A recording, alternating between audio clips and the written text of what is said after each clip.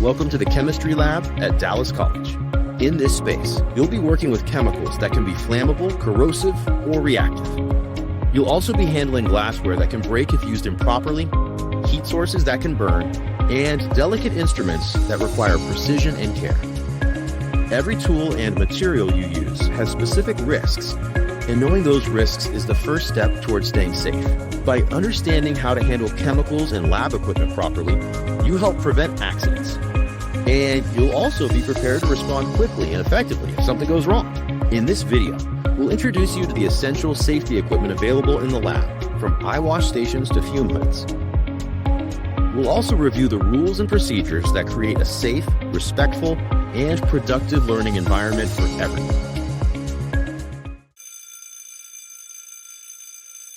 Safety starts with how you prepare and dress for lab. Before entering the lab, make sure that you have read the day's lab activities, as the lab manual highlights safety hazards and precautions for each lab period.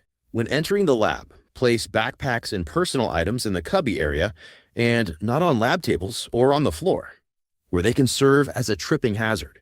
No food, drinks, or cosmetics are permitted in the lab, and absolutely no horseplay in the lab. No unauthorized people are allowed in the lab. Make sure that you dress correctly for lab. Wear clothing that protects the skin. No shirts with loose sleeves or bare midriffs. No tank tops or skimpy clothing. Clothing is required to extend to the knee, though long pants provide better protection for your legs. Closed-foot shoes are required for lab. Shoes that do not fully enclose the foot are not allowed in the laboratory, and you will be asked to leave. Leather or sturdy, non-porous materials are best. Tie back long hair and take off any dangling jewelry. And finally, only bring what you need for that day's session with you to your table. Next, let's discuss the proper personal protective equipment, or PPE, that is required for chemistry lab at Dallas College. In the chemistry lab, you will be working with acids, vapors, and heated solutions, among other hazards. Contact lenses may trap harmful chemicals in your eyes and should not be worn to lab. If you must wear them, be aware of the special precautions involved with wearing them. Make sure to remove them immediately using a clean hand if you get chemicals or fumes in your eyes. Safety goggles are required whenever chemicals are being used anywhere in the lab, as they protect your eyes from harmful liquids and fumes. Tighten the straps to ensure proper fit. Make sure that your safety goggles have enclosed sides. This is a requirement for chemistry lab. Protective aprons are required for lab as well. Disposable nitrile gloves should be worn if using corrosive or hazardous chemicals. Remove and dispose of them before touching personal items, touching your face, or leaving the lab. Move carefully and deliberately. Stay focused. Read and reread chemical labels. Important safety labels will be discussed later on in this video. Inspect glassware for cracks before using. Report any broken glassware to your instructor. Keep chemicals away from your face and use a hood or other ventilation device if generating volatile gases. Do not smell anything unless instructed, and use a wafting motion to do so. Do not taste anything. These ventilation devices can vary depending on your particular campus and room number. Keep chemicals pure and avoid contamination. Always add acid to water when mixing the two. Do what you order, add acid to water. Mix only the chemicals you are instructed to mix. No unauthorized experiments. Pour from small containers and recap chemicals immediately. Never leave open chemicals, an ongoing reaction, or an open flame unattended. Clamp or secure glassware so it doesn't fall. If glassware falls while heating, do not attempt to catch it with your bare hands. Use a hot plate or sand bath if heating flammable chemicals or if heating to over 100 degrees Celsius. Do not point heating glassware at anyone. Never heat a closed system. Gases must escape somewhere. If there is not a vent in the system, the glassware could explode. Hot glassware looks the same as cold glass. Do not touch any glassware or hardware used for heating with your bare hands. Instead, use tongs, heat-resistant rubber grippers, or oven gloves. The basic parts of a Bunsen burner include a hose, a flow valve, and air inlets. The hose connects the gas outlet valve on the bench to a similar fitting on the burner. Make sure the hose does not have any cracks in it before using it. Also, make sure that the hose fits well on both ends. The flow valve at the bottom of the burner controls the amount of gas flowing through the burner and is used to adjust the height of the flame. Use the striker to ignite your flame once you hear the hiss of the gas. Use downward pressure on the flint to generate a spark. Air inlets control the amount of oxygen in the flame.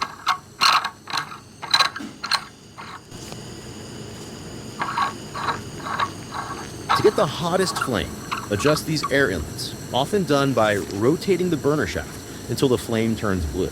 Adjust the gas flow valve on the burner to a flame height of approximately 1.5 to 2 inches above the burner.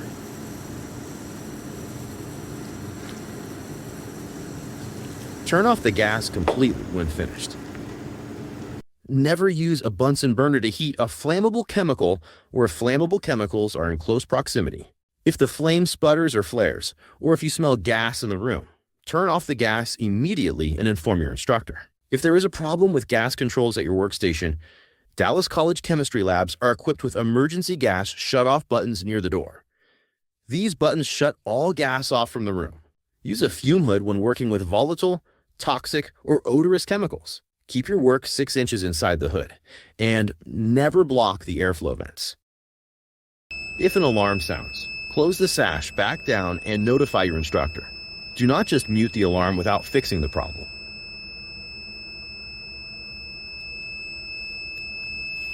Do not lean all the way into the hood and keep the sash lowered.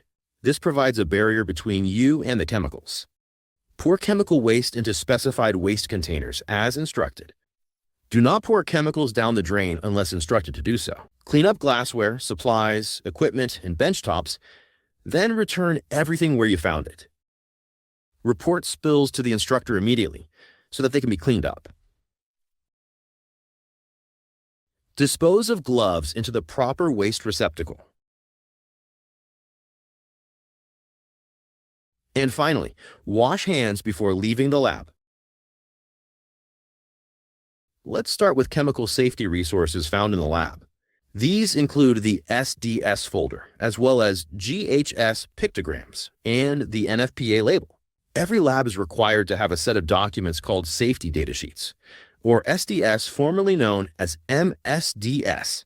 These sheets provide detailed information about each chemical in the lab, including potential health hazards, safe handling and storage, as well as what to do in case of spills, exposure, or fire. This folder is required by law and is kept in a clearly marked, easily accessible location in the lab.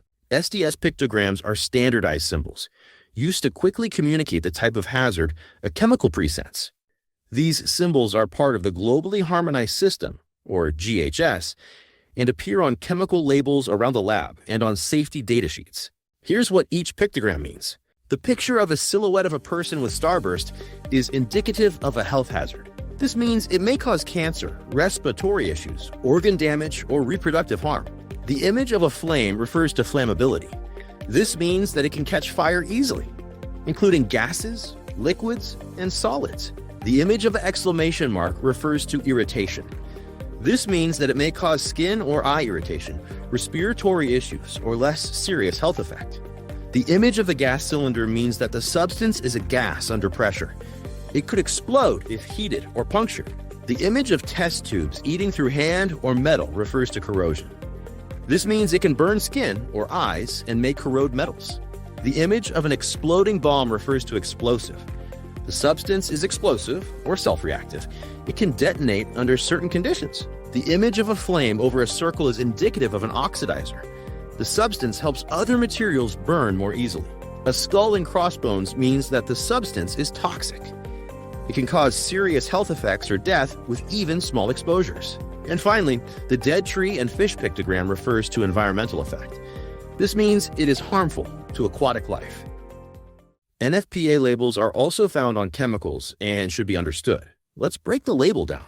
The NFPA safety label, created by the National Fire Protection Association, is a quick visual guide to the hazards of chemicals.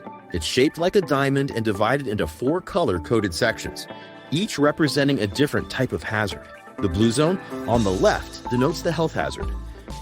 This shows how dangerous the substance is to your health. A rating of 0 means no hazard. A rating of 1 means can cause significant irritation. A rating of 2 means can cause temporary incapacitation or residual injury. A rating of 3 means can cause serious or permanent injury. And a rating of 4 means can be lethal.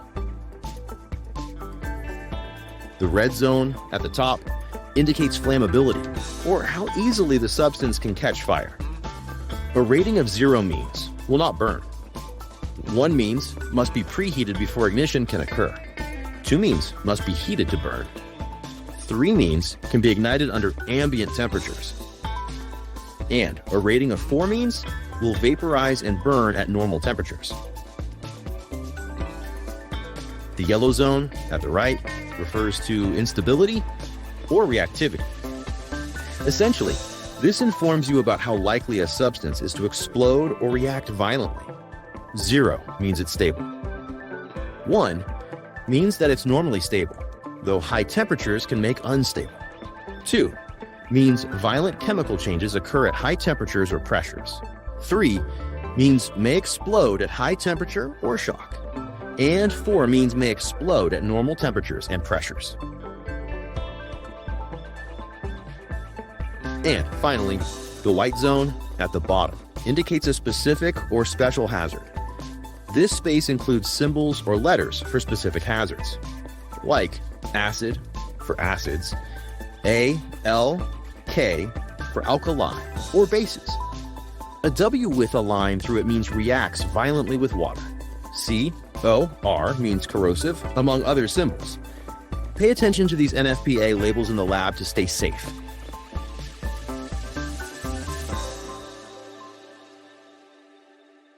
Now let's take a tour and discuss important resources and safety equipment around the lab. Emergency phone. Dial 911 on this lab phone for emergencies. Eye wash station. Eyes should always be rinsed out for 15 minutes. More information to come later in the video. The fire extinguisher. Use this for small fires. Use the pass method. Pull, aim, squeeze, and sweep the base. A fire blanket used to smother flames on people or objects. First aid kit. Use for minor cuts, burns, or injuries. Emergency shower. Push down on the lever to activate. More about this device to come later in the video. A spill kit. Used for small chemical spills like oil, solvent, or acid. Wear PPE, neutralize, absorb, and dispose of waste in the bag. Glass disposal waste container. Dustpan and brush. In the case of broken glass, use the dustpan and brush to clean it up. Never use your hands. Glass shards go into the glass waste container. Accidents can happen in any lab. If you are injured in any way, follow these steps immediately. Stop what you are doing. Notify the instructor. Seek first aid. For bleeding, apply gentle pressure with clean gauze or paper towels, elevate if needed, and cover with a sterile bandage. Do not attempt to clean up blood. For burns, rinse under cool, not cold, water for at least 10 minutes. Use the eye wash. For chemicals or debris in the eyes, activate flow. Hold eyelids open and rinse eyes for at least 15 minutes. Remove contacts with a clean hand if possible. Use the safety shower if chemicals spill on your body or your clothing catches fire. Pull handle. Strip contaminated clothing under water. Rinse for 15 minutes. In the case of chemical inhalation or exposure, move to fresh air immediately if you inhale any fumes of vapors. Call for emergency help if needed. Again, dial 911 from the lab phone or 972-860-4290 on a cell phone. This will allow you to reach Dallas College Police for the most rapid response. Lastly, report and document the incident. In addition to lab-specific safety procedures, it's essential to know how to respond during campus-wide emergencies. Here are 3 critical scenarios and what to do. In the case of a tornado warning, move away from windows and exterior walls. Shelter in a tornado-safer zone, marked on rooms at Dallas College by these glow-in-the-dark symbols. Remain there until an official all-clear is given. In the case of a fire alarm or evacuation order, calmly follow your instructor out of the lab and exit the building. Follow the instructions of first responders and college emergency response team or CERT members to move at least 300 feet away from the buildings and gather by demarked red evacuation line signs on campus. Do not return to lab until an official all clear is given. In the case of an intruder lockdown, close and lock lab doors and engage the floor bolt if available. Turn off the lights and stay out of sight and away from any windows. This may involve moving to the adjacent prep area, silence cell phones, and turn off vibration, but keep them on for alerts. Wait for an official all clear to be given before opening the door. If you have an accessibility or health concern, consult your healthcare provider before participating in lab activities. For accommodations, contact Dallas College's accessibility services. One final note. Every lab session may involve new or unique safety risks. It's your responsibility to review the lab manual and pay close attention to your instructor's directions at the start of each class to ensure your safety. If you have any questions regarding proper safety procedures, reach out to your instructor. All students are required to now sign a safety roster indicating their understanding of safety hazards and protocols. Thank you for watching and have a safe and productive semester.